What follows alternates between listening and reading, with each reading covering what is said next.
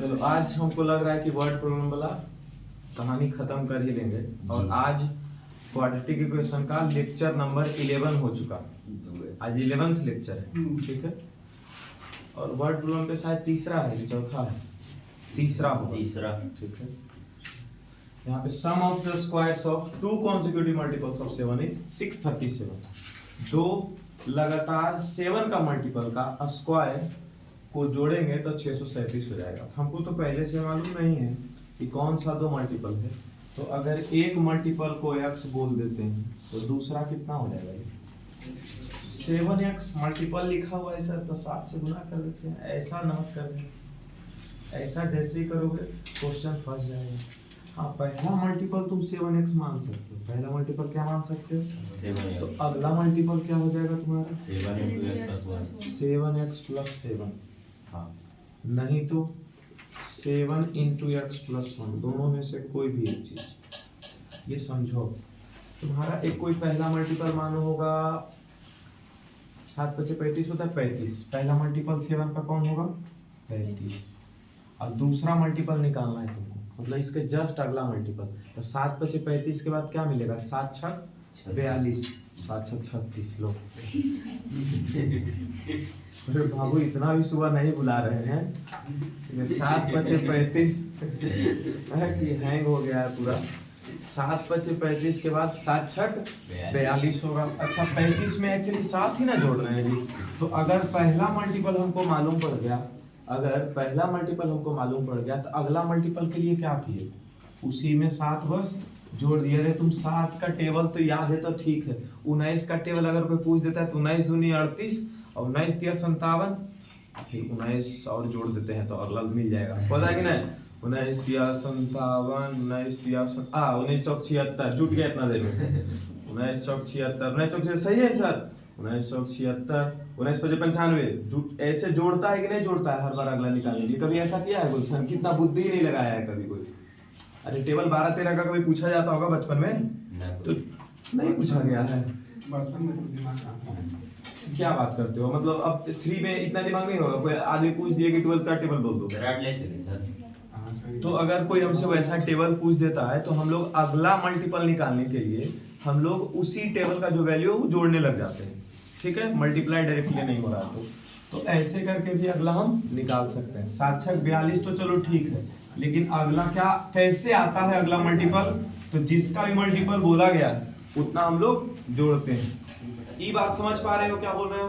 ठीक है। तो अगर पहला मल्टीपल को x बोल रहे हैं तो दूसरा मल्टीपल क्या हो जाएगा जी? 7 प्लस x प्लस 7। अब फिर दोनों दो कॉन्सेक्यूटिव था। कॉन्सेक्यूटिव मतलब समझते हो ना, लगातार दो कॉन्सेक्यूटिव मल्टीपल्स को स्क्वायर करके जोड़ा गया है और जोड़ के कितना आया है? 637। बस। तो यहाँ पर लिखते हैं late consecutive multiples of 7 are x and x plus 7। एक चीज और ध्यान रखेंगे कि यहाँ x तो एक सिंगल टर्म था, लेकिन x plus 7 जब लिखे तो एक से अधिक टर्म है तो यहाँ पे ब्रैकेट लगाएंगे, ठीक है। उसके बाद फिर क्या लिखता है? 7 का मल्टीपल। 7 का मल्टीपल तो खोज लिए दोनों, दो को लगातार का स्क्वायर करो। ऑफ आया ना, ऑफ जहां जहां आता है हम लोग उल्टा पढ़ते हैं। 7 का जो मल्टीपल है उसका क्या करना है? स्क्वायर करना है। तो x का स्क्वायर करते हैं और किसका स्क्वायर करना है? x plus 7 जो ब्रैकेट में है उसका स्क्वायर करना है। स्क्वायर का सम करो, तो स्क्वायर जो है उसका सम मतलब कि प्लस करो। फिर इसको सीधा से पढ़ो, sum of squares of two consecutive multiples of 7। लिख दी इतना, उसके जगह पे इज मतलब इक्वल्स टू 637, ठीक है। यहाँ पे x स्क्वायर, x यहाँ a प्लस बी का होल स्क्वायर आ गया। क्या हो गया? a प्लस बी का होल स्क्वायर। यहाँ पे आ जाएगा x square plus 7 square plus 2 × x × 7 = 637। क्या हुआ है? a square plus b square plus 2 × a × b। x square 2 बार आ गया, क्या हो गया? 2x square. 7 दूनी 14 x प्लस 637 इधर आएगा तो माइनस 637। हम ये वाला तरीका से पहला बार बना रहे हैं, ऐसे हम हर बार ये बनाते थे, पहला मल्टीपल को 7x मान लेते थे। 7 का स्क्वायर नहीं इक्वल टू नहीं, 7 का स्क्वायर क्या हो जाएगा 49 प्लस 7 दूनी 14x माइनस 637 बराबर 0। यहाँ इम्प्लाइज दैट का साइन आ जाएगा कि नहीं आ जाएगा। जो बच्चा बीच में इक्वल्स टू लगाने के बाद यहाँ भी इक्वल्स टू लगाता है उसको हम गधा के अलावा कुछ और नहीं समझते। ठीक है, आगे बढ़ते हैं। 2x स्क्वायर, यहाँ देखो 14x, x वाला पार्ट पहले लिख देते हैं, प्लस 14x, यहाँ देखो प्लस 49 है और यहाँ माइनस 637, डिफरेंट साइन है, हटा देंगे। 5 8 9 17 3 2 588, बड़ा नंबर है ये, माइनस का साइन है। ठीक है, क्या सब 2 से डिवाइड दिख रहा है, यहाँ पे 2 से डिवाइड सब दिख रहा है, डिवाइड कर दो। x square plus 7x minus 2 दूनी 4, दोनों में 18, 2 चौके 8। सही है यहाँ तक। उसके बाद फिर कोई दिक्कत हुआ गुलशन? नहीं ना। अब 2 नंबर का गुना 294 है और घटाव कितना लाना है जी 7। अच्छा, इतना बड़ा बड़ा नंबर जब आ जाता है गुना में तो हम लोगों को पता ही नहीं चलता कि किसको क्या करें, है ना। तो जो कांस्टेंट वाला पार्ट है, यहाँ तो कुछ है नहीं तो इन दोनों का गुना करते जो कांस्टेंट वाला पार्ट है उसका क्या कर देते हैं हम लोग, फैक्टराइजेशन कर देते हैं। 2 से डिवाइड लगाओ, 147, 3 से लगाओ, 3 चौके 12, 3 नमा 27। देखो यहाँ से ऐसे जब डिवाइड लगा अपने बीच में चेक कर लेना, 2 तिया क्या होता है जी 6 और यहाँ क्या है 49 और 6 को घटाएंगे तो क्या आएगा 43। यहाँ देखो 49 और 6 को घटाएंगे तो क्या आएगा 43। यहाँ घटा के लाना था 7, मतलब और ज्यादा जाना पड़ेगा। यहाँ लिखते हैं 7, 7 सते 49। अब देखो तो 7 तिया 21, 21 दूनी 42 और यहाँ पे क्या बचा 7। 42 में 7 घटाएंगे, फिर भी ये बहुत छोटा नंबर है, बड़ा नंबर तक पहुंचना है।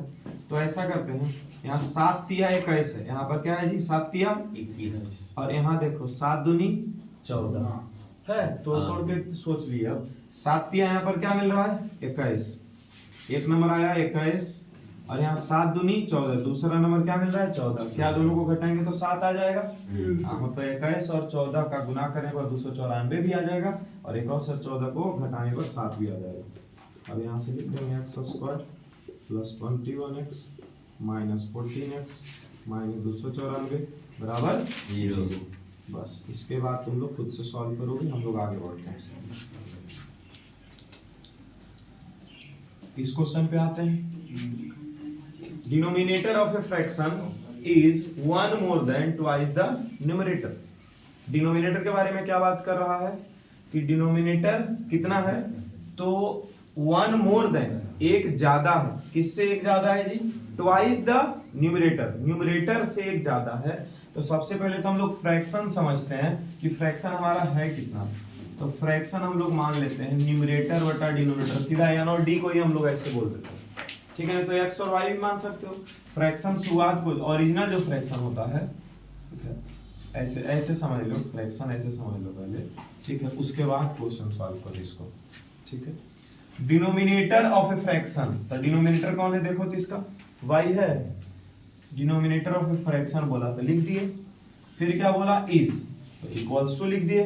इसके बाद क्या बोलता है 1 मोर देन, तो 1 लिख करके मोर देन मतलब प्लस होता है। अरे बोलो, इज के बाद इक्वल्स टू, इसके बदले क्या लिखे इक्वल्स टू। 1 मोर देन, तो 1 प्लस किए, 1 मोर देन के बाद क्या लिखता है ट्वाइस द न्यूमरेटर, मतलब 2x, ये समझे, ट्वाइस द न्यूमरेटर मतलब 2 गुना, ट्वाइस मतलब क्या होता है जी 2 गुना, और न्यूमरेटर मतलब क्या होता है, न्यूमरेटर कौन है यहाँ पे, न्यूमरेटर x, मतलब यहाँ y का वैल्यू दे दिया है, y का कितना वैल्यू दे दिया 1 प्लस 2x, y के जगह पे बोल रहा हूं। ठीक है, हमारा जो फ्रैक्शन था वो हम शुरुआत में 2 वेरिएबल वाला लेके चल रहे थे, x और y पे, लेकिन अब हम सिंगल वेरिएबल पे जा सकते हैं।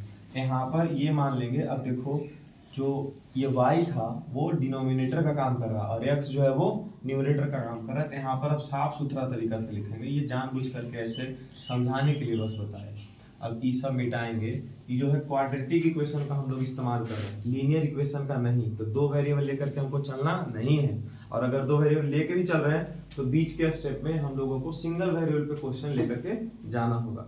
एग्जाम में जब आता है क्वेश्चन तो हाँ ऐसा कुछ नहीं लिखा रहता कि तुम क्वाड्रेटिक से बनाओ या फिर लीनियर से बनाओ, तुम जो अच्छा चाहो वो बना सकते हो, मतलब जो मेथड तुमको आसान लगे। अब फिर से वापस आते हैं, denominator of a fraction is one more than the numerator. मतलब डिनोमिनेटर किस पे डिपेंड कर रहा है? न्यूमरेटर पे। अरे डिनोमिनेटर किस पे डिपेंड कर रहा है? न्यूमरेटर पे। तो यहाँ पे मान लेंगे सीधा न्यूमरेटर को, let the numerator be X. Numerator को क्या मान लिया गया है? एक्स। तो डिनोमिनेटर निकल जाएगा, डिनोमिनेटर बराबर डिनोमिनेटर के बारे में क्या बोला? डिनोमिनेटर इज, तो डिनोमिनेटर बराबर वन मोर देन मतलब one plus twice the numerator, मतलब 2 into न्यूमरेटर क्या माने थे? x, इसीलिए पहले ही न्यूमरेटर को माना गया। तो डिनोमिनेटर हमारा क्या आ गया? 1 plus 2। अच्छा, इसके वजह से क्या हमारे पास कोई ओरिजिनल फ्रैक्शन बनेगा? जैसे न्यूमरेटर और डिनोमिनेटर आ गया तो हमारा फ्रैक्शन हो जाएगा, तो लिखेंगे इसलिए ओरिजिनल फ्रैक्शन, क्योंकि फ्रैक्शन का क्वेश्चन दिया है, पक्का हमारे फ्रैक्शन के साथ छेड़छाड़ होगा, तो इसलिए शुरुआत का जो फ्रैक्शन है उसको हम लोग ओरिजिनल फ्रैक्शन बोलेंगे। ओरिजिनल फ्रैक्शन मतलब क्या होगा? न्यूमरेटर बटा डिनोमिनेटर। हमारा न्यूमरेटर कौन था? x, और डिनोमिनेटर कौन था?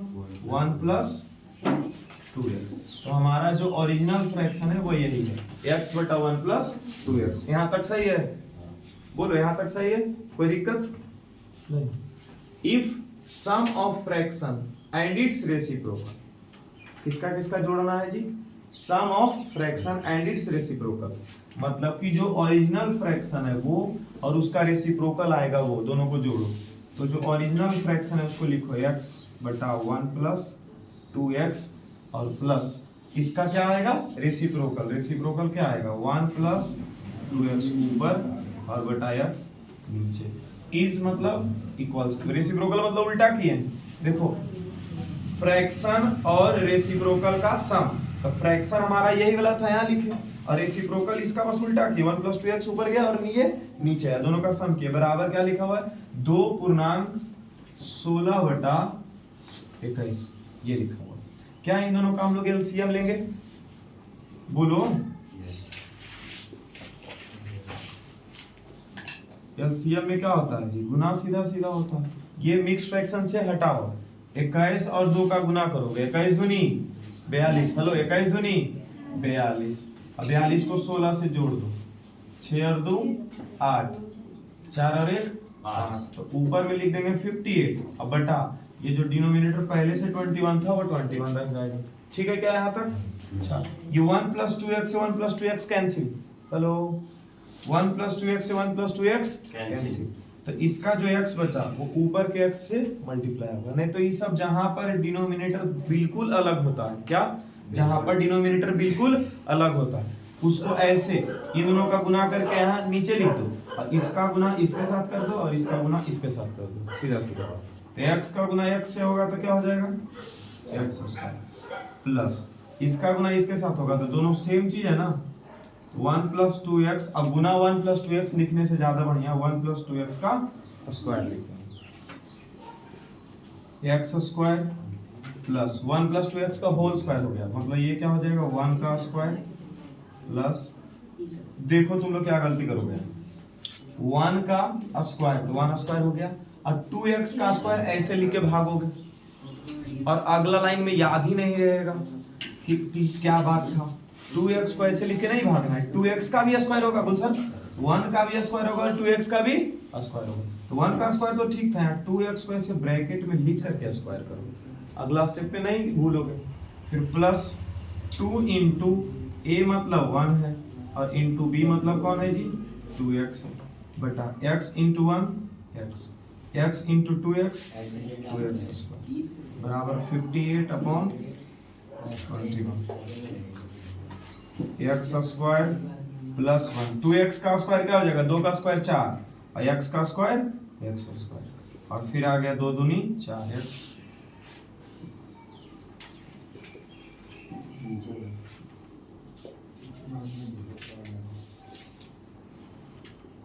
देखो तो एक्स स्क्वायर और 4x स्क्वायर जोड़ोगे तो क्या आ जाएगा 5x square plus 4x plus 1 बटा x प्लस 2x स्क्वायर बराबर 58 बटा 21। एक से अधिक टर्म, अब ऊपर भी कुछ नहीं कर सकते नीचे भी कुछ नहीं कर सकते, तो क्रॉस मल्टीप्लाई, इसको इधर भेज देंगे इसको इधर भेज देंगे। 21 का गुना 5x square plus 4x plus 1 से, फिर 58 का गुना हो जाएगा x प्लस 2x स्क्वायर से। क्या इसका गुना और इसका गुना करके सबको लेफ्ट साइड पे ले आओगे, राइट साइड पे क्या बचेगा 0, और फिर सॉल्व कर करके लास्ट में एक छोटा सा जो इक्वेशन बनेगा उसका हम लोग मिडिल टर्म स्प्लिट कर देंगे। डन है क्या? Yes sir. हो जाएगा। यस। ये सब घर में करोगे जा करके पूरा।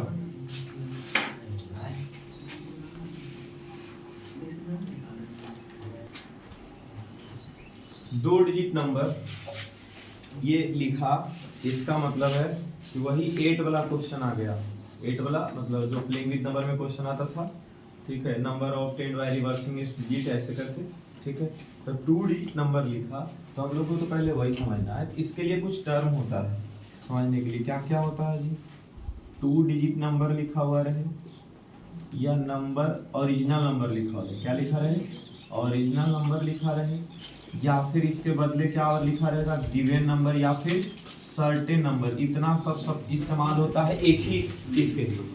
इतना सब कुछ जहां कहीं भी लिखा हुआ है समझ जाए 8 क्लास वाला प्लेइंग विद नंबर का क्वेश्चन आ गया, ठीक है। और अगर आ गया तो उसमें न्यूमरेटर और डिनोमिनेटर 2 भाग में, जो कैम्ब्रिज का बच्चा होगा वो ऐसे समझता होगा, हम ऐसे क्वेश्चंस को ऐसे डब्बा में बना करके यहाँ x और y लिखते थे, ठीक है। यूनिट डिजिट और tens digit 10x plus y ऐसे करके बताया करते थे, ठीक है। वही क्वेश्चन है। आगे और पढ़ते हैं। इसमें कुछ टर्म बताए हुए हैं कि 4 या 5 टर्म रहेगा ना, उसको खोज के पहले लिख दो। जैसे कि सम ऑफ डिजिट्स लिखा हुआ है, क्या लिखा है? सम ऑफ डिजिट्स। और क्या लिख दे? प्रोडक्ट ऑफ डिजिट्स लिख दे, रिवर्सिंग द डिजिट लिख दे, या इंटरचेंजिंग द डिजिट लिख दे, या फिर रिवर्स नंबर लिख दे, या फिर इंटरचेंज नंबर लिख दे। ये 2-3 चीजों के बदले हम लोग जो है पहले से ही खोज के लिख लेंगे। ये 2-3 चीजों के बारे में पहले से ही खोज के लिख लेंगे कि क्या क्या है, ठीक है। यहाँ पर 2 डिजिट का नंबर है, और अगर दोनों डिजिट के बीच में कोई रिलेशन नहीं दिया, सम ऑफ डिजिट्स के बारे में, अगर सम ऑफ डिजिट्स के बारे में लिख दिया तो बहुत बढ़िया, नहीं तो फिर दोनों डिजिट का रिलेशन साफ साफ कि tens digit is 3 times units digit, या फिर unit digit is 2 times tens digit, ऐसा कुछ रहता है रिलेशन, वो सब लिख दे तो रिलेशन से शुरू हो जाएगा question.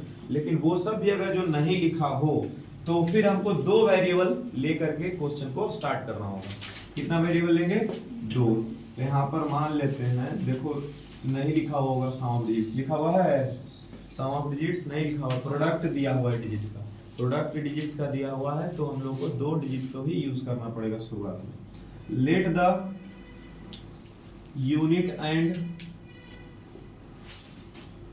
Tens place digits, tens place digits be x and y respectively। मतलब यूनिट वाला x है और टेंस वाला क्या है जी? y। यूनिट वाला x है और टेंस वाला क्या है?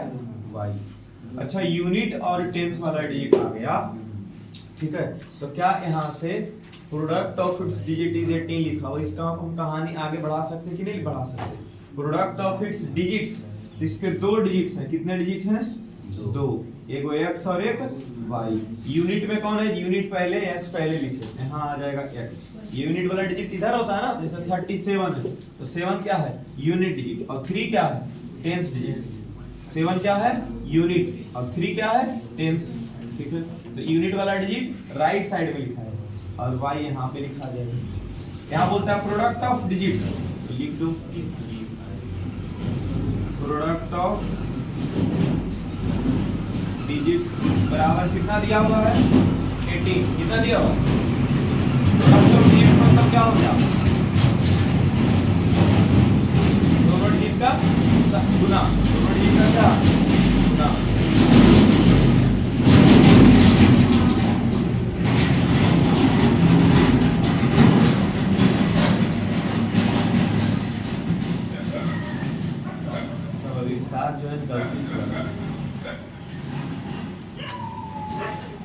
LDR बंद हो गया ना। बताओ तो चाहा है मोटर लगा था, उसके बाद तो हम ही ढकेलेंगे, कैल मोटर लगाया फिर x into y बराबर 18 यहाँ है।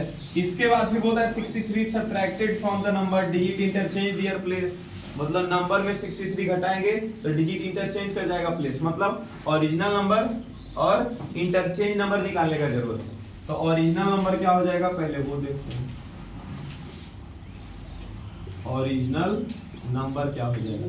देखो यहाँ y कहाँ है जी, टेंस प्लेस पे, y कहाँ है और x कहाँ है यूनिट्स प्लेस पे। अगर जो है 37 लिखा हो रहता तो इसको एक्सपेंडेड फॉर्म में कैसे लिखते थे याद है, 3 और 3 के बाद कितना जीरो, 3 के बाद कितना डिजिट, एक डिजिट, एक जीरो लगाते थे और प्लस 7 into 1 ऐसे लिखते थे।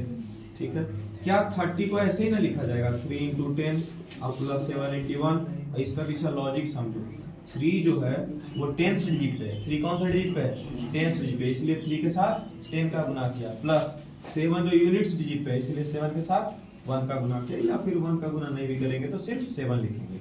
अब ओरिजिनल नंबर बोलो, y कौन सा डिजिट पे है 10th पे, तो y के साथ 10 का गुना होगा और प्लस क्या हो जाएगा x, यहाँ से क्या निकल के आया 10y plus x, original number आ गया। उसके बाद फिर क्या इंटरचेंज नंबर के बारे में बात कर रहा है, इंटरचेंज दियर प्लेस, इंटरचेंज दियर प्लेस का मतलब इंटरचेंज नंबर निकालना पड़ेगा। यहाँ पर लिखो इंटरचेंज नंबर, इंटरचेंज नंबर अगर निकालना है तो क्या ये डिजिट इंटरचेंज हुआ है, इंटरचेंज मतलब अदला बदली होना, तो x इधर आ जाएगा और y इधर, मतलब 37 की जगह क्या हो जाएगा 73। ठीक है, अब इंटरचेंज नंबर क्या हो जाएगा 10 के साथ x का गुना जाएगा,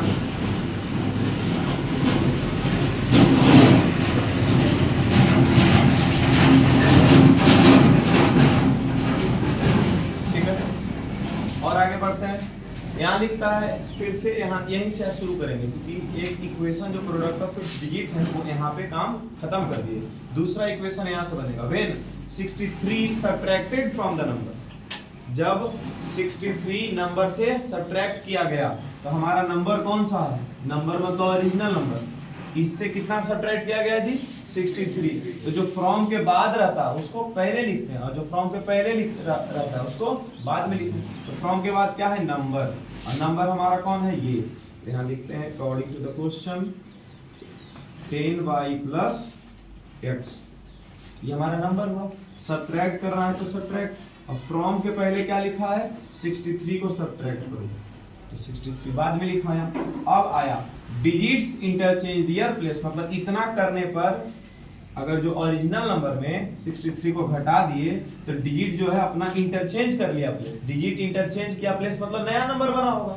मतलब ये वाला जो बात है नंबर में 63 घटाने पर हम लोगों को एक नया नंबर मिला, हम लोगों को एक नया नंबर मिल रहा है, मतलब बराबर कर देंगे उस नए नंबर के, तो 10x प्लस क्या हो जाएगा y हो जाएगा। ये बात समझे हो, ठीक है।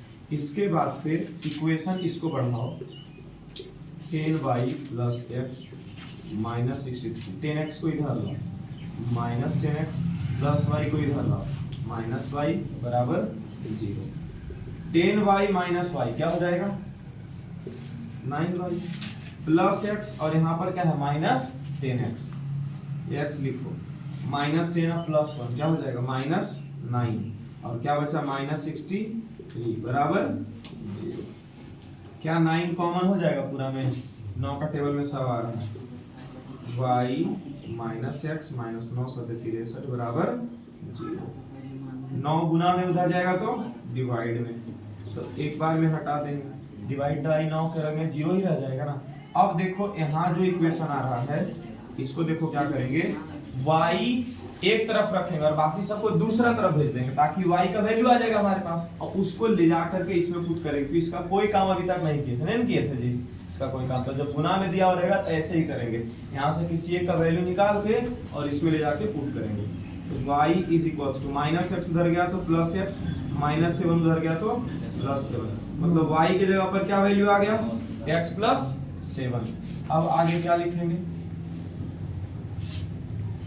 Put y is equals to x plus 7 in equation one क्या है हमारा, एक्स वाई बराबर 63, एक्स के जगह एक्स लिखो गुना वाई के जगह किसको लिख देंगे, एक्स प्लस 7 बराबर 60, x into x x square, x into 7 x plus 63 आएगा तो इधर माइनस 63 बराबर। अब क्या आ गया हमारे पास, एक क्वाड्रेटिक इक्वेशन, इसको सॉल्व कर सकते हैं, ठीक है। तो 2 नंबर का गुना चाहिए हम लोग को 63, 2 नंबर का गुना क्या चाहिए 63 पर माइनस है, मतलब माइनस करके क्या आना चाहिए 7। बोलो कौन सा 2 नंबर है वो, 2 नंबर बोलो जिसका गुना 63 और घटाव 7 है।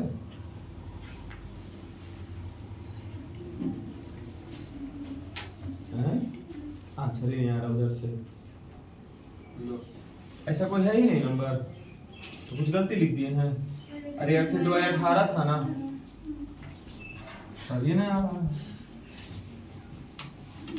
हमको भी लगा इतना भूखा तो नहीं मेरा क्लास में बच्चा। 2 नंबर का गुना क्या चाहिए जी 18, और घटा करके क्या चाहिए 7, तो 9 और 2 x square plus 9x minus 2x minus 18 बराबर 0। क्या इंप्लाइज दैट का साइन आएगा, x common x plus 9 minus 2 common, यहाँ x माइनस की जगह प्लस 9 बराबर 0। स्वाति तुम डाउट पूछना लगता है भूल जा रही है, नहीं पूछती हो डाउट, क्वेश्चन बनाती है घर में कि नहीं, घरे बगल में तब ट्यूशन है, अब टेंशन है मैथ के। x क्या है -9, तो क्या x एक डिजिट है और डिजिट कभी निगेटिव नहीं हो सकता, इसलिए ये यूज नहीं होगा। ऐसा नहीं ना स्वाति, घर के बगल में ट्यूशन है तो अब होमवर्क बनाने का जरूरत नहीं है। अच्छा ये पूरा का पूरा लाओ जी, ट्यूशन वाला पूरा ज्ञान ऐसे नहीं ऐसे करती है। चलिए x बराबर क्या आ गया 2, हम लोग को पूछना था फाइंड द नंबर, हम लोग क्या पता करना था फाइंड द नंबर। तो x अगर आया तो पहले आप y निकालेंगे, x आया क्या निकालेंगे y, तो x का वैल्यू पुट कर दो इसमें, फर्स्ट इक्वेशन है y निकल जाएगा,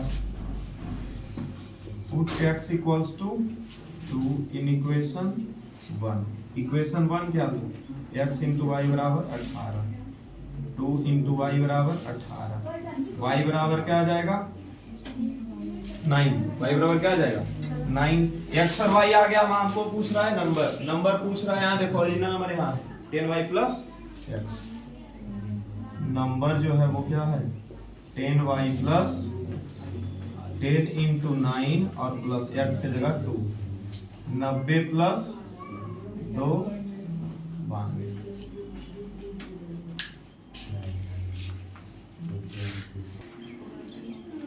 चलिए यहाँ आते हैं एज प्रॉब्लम है, ठीक है।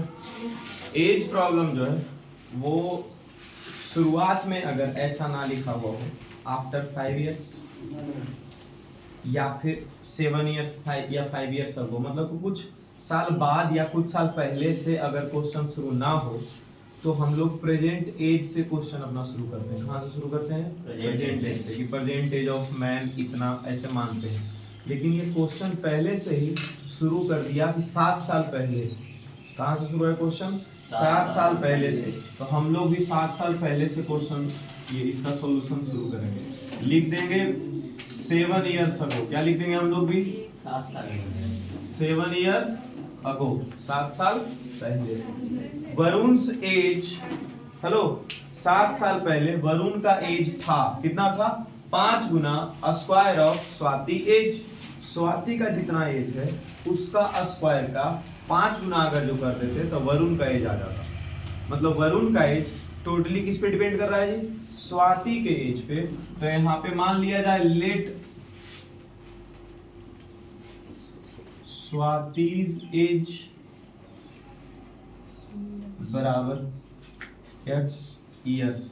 अच्छा एज है तो इयर्स में ही आएगा, दिन में तो आएगा नहीं स्वाति, दिन में ही जाएगा बोलो जी। हाँ अभी जब आई होगी 4 दिन के बाद तो 4 दिन के लिए नहीं आ सकता है आगे। उसके बाद वरुण का एज कितना हो जाएगा, वरुण का एज तो वरुण का एज was मतलब equals to auxiliary verb equals to, उसका was के बाद क्या लिखता है 5 टाइम्स, 5 गुना the squares of Swati age, Swati age का स्क्वायर, तो स्वाति का एज क्या है x, तो x का स्क्वायर, तो वरुण का एज क्या हो गया 5x स्क्वायर ईयर्स। सही है यहाँ तक। उसके बाद क्या बोलता है 3 इयर्स हेंस, मतलब 3 साल के बाद, तो यहाँ पर अब 3 ईयर हेंस, और दोनों में 3 जोड़ मत देना, गलत हो जाएगा। यही किया। अब देखो तुमसे पूछते हैं अनु, 7 साल पहले तुम्हारा एज 10 साल था, 7 साल पहले तुम्हारा एज कितना था 3 साल बाद 5 साल बाद तुम्हारा एज कितना होगा, ये बुढ़वा 7 साल पहले 10 साल था, तो अभी तुम्हारा एज 17 साल है, अब 5 साल बाद तुम्हारा एज कितना होगा 17 5 22, कितना हुआ तुम्हारा एज 22। समझे, आगे याद रहेगा। चलिए, इसका मतलब हम लोग के पास अगर पहले का एज दिया हुआ है तो पहले प्रेजेंट एज पहुंचेंगे, कहां तक पहुंचेंगे प्रेजेंट एज, यहाँ पर अब लिखते हैं प्रेजेंट एज। तो स्वाति का एज क्या हो जाएगा यहाँ से x प्लस, और वरुण का एज क्या हो जाएगा, स्वाति इधर देखो, वरुण का एज क्या हो जाएगा 5x स्क्वायर प्लस 7। अब प्रेजेंट एज के बाद पहुंचेंगे 3 इयर्स हेंस, अब लिखेंगे क्या 3 इयर्स हेंस।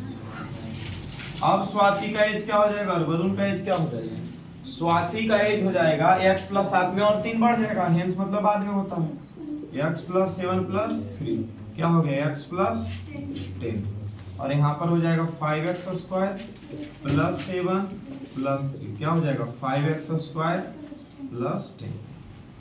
अब यहाँ से आगे क्वेश्चन अभी तक देखो नहीं पढ़े थे, 3 इयर्स हेंस के बाद 3 इयर्स हेंस पे रुके, 3 years hence Swati age will be, 3 साल के बाद स्वाति का एज विल बी, तो 3 साल के बाद स्वाति का एज कितना है जी x प्लस 10, तो अकॉर्डिंग टू द क्वेश्चन लिख करके 3 साल के बाद वाला एज लिख देंगे स्वाति का, ठीक है। उसके बाद फिर क्या बोलता है विल बी एक ऑक्सिलरी वर्ब है तो इक्वल्स टू आएगा, विल बी के बाद क्या लिखा 2/5, तो इक्वल्स टू के बाद लिखेंगे 2/5, 2/5 मतलब 2/5, ऑफ लिखा तो गुना लिखे। उसके बाद क्या लिखता है वरुण का एज, तो वरुण का एज देखो 3 जगह 1 2 3, कौन सा यूज करेंगे ये वाला, क्योंकि 3 साल के बाद का कहानी शुरू किया था, तो 3 साल के बाद एज कितना है वरुण का 5x स्क्वायर प्लस 10। ये देखो 2/5 गुना है, तो 2 तो इससे गुना हो जाएगा, नीचे में 5 है, इसको इधर गुना भेज दो, 5 गुना x 5x, 5 दाएं के 50, 2 का गुना उधर 5 से 10x स्क्वायर, 2 का गुना 10 से 20, ठीक है क्या, प्लस 10x स्क्वायर इधर लाओगे तो क्या हो जाएगा माइनस 10x स्क्वायर, ये तो 5x इधर है पहले से, प्लस 50 भी लेफ्ट साइड पे ही है, प्लस 20 को भी लेफ्ट साइड पे ले आओ, क्या हो जाएगा माइनस 20 बराबर 0, minus 10x square plus 5x, 50 में से 20 जाएगा तो 30 बराबर 0। क्या कोई ऐसा नंबर है जो तीनों से डिवाइड हो सकता है 5, तीनों को डिवाइड करने वाला कौन सा नंबर है 5, और x स्क्वायर के बगल में माइनस भी नहीं छोड़ते, तो सबका साइन भी चेंज कर देंगे और 5 से डिवाइड भी लगा देंगे, तो 5 दूनी 10, 5 एकम 5, प्लस की जगह माइनस कर रहे हैं, यहाँ प्लस की जगह माइनस, अब 5 छक 30 बराबर 0। 2 नंबर का गुना 6 होना चाहिए और घटाओ 2 नंबर का गुना 12, 6 दूनी 12, 2 नंबर का गुना 12 खोजना है और घटाओ 1, x के बगल में क्या स्वाति 1, तो कौन कौन सा नंबर हो जाएगा जी 4 और 3, 4 और 3 का घटाओ 1, 4 किया 12, 2x square minus 4x plus 3x minus 6 हो जाएगा क्या, यहाँ से x का वैल्यू निकाल लोगे। अच्छा हमसे पूछ क्या रहा है जी परसेंटेज, क्या पूछ रहा है देखो यहाँ फाइंड दियर प्रेजेंट, तो x का वैल्यू इसमें लाके पुट करेंगे, लास्ट में इसमें ला के पुट करेंगे, इसमें लास्ट में लिखेंगे स्वाति का एज बराबर x प्लस 7, x का वैल्यू मानो -2 आएगा 3 आएगा -3/2 तो और है, x का वैल्यू माइनस में आएगा तो नहीं लेंगे, पॉजिटिव वाला वैल्यू यूज करेंगे। क्या बात करते हो तुम, 2x कॉमन, यहाँ से बचा x -2, 3 कॉमन यहाँ से बचा x माइनस 2।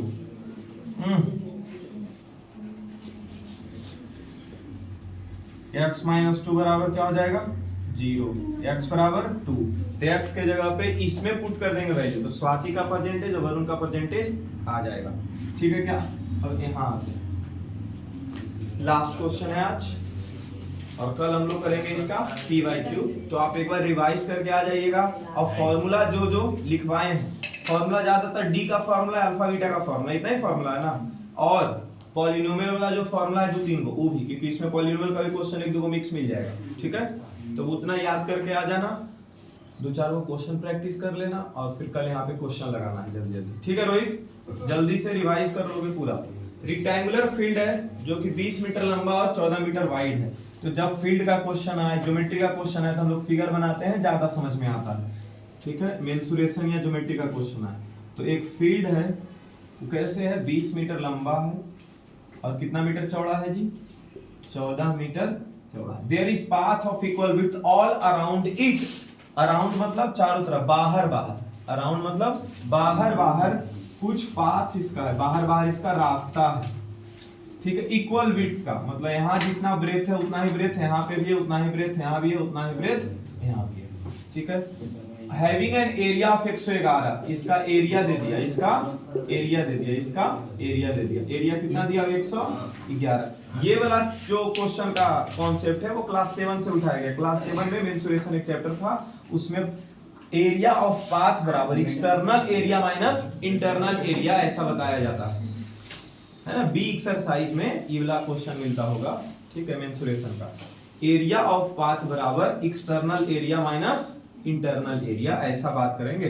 ठीक है, तो इंटरनल एरिया तो हमको पता है सर 14, और यहाँ क्या है 20 मीटर, ये 14 मीटर और 20 मीटर। इसके बाहर बाहर जो पाथ है वो देखिए x चौड़ा यहाँ हुआ और x मीटर चौड़ा यहाँ हुआ। तो इसका जो ये ब्रेथ है और इसका जो ये लेंथ है वो कितना होगा वो बताइए। तो यहाँ से लेके देखो यहाँ तक 20 था, ये चौड़ा कितना है x और ये चौड़ा कितना है x। तो ई वाला x इधर बढ़ गया और इतना दूर इधर x बढ़ गया, और बीच में 20 था। बीच में कितना था जी 20। तो ये पूरा का पूरा एरिया अगर जो देखा जाए, लेंथ देखा जाए, तो 20 प्लस क्या हो जाएगा 2x। ये समझे हो क्या हुआ? यस। ठीक है, इधर भी वैसा ही क्या हो जाएगा, इधर है 14, कितना है ये 14, रेक्टेंगुलर है तो अपोजिट साइड तो इक्वल होता 14, और इधर x मीटर बढ़ा और इधर भी x मीटर बढ़ा, तो 14 प्लस क्या हो जाएगा 2x। दो बार ना x मीटर बढ़ गया, तो 14 प्लस 2x। तो यहाँ पर लिखेंगे लेट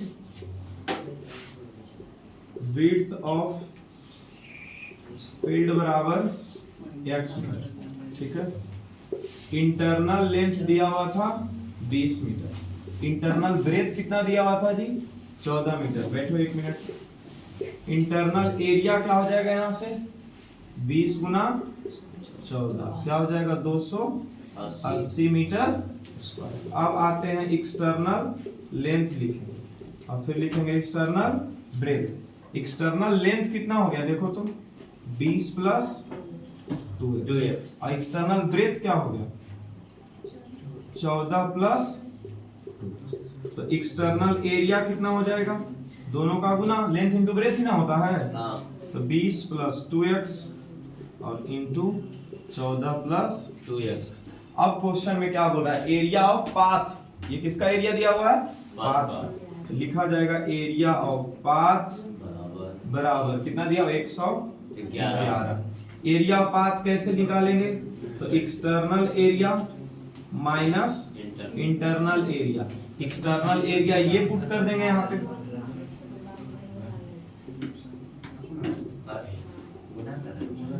माइनस इंटरनल एरिया हमारे पास पहले से निकल के रखा हुआ है, कितना है 280 बराबर 100, माइनस 280 इधर लेके चला जाना, इसको सॉल्व कर देना बन जाएगा।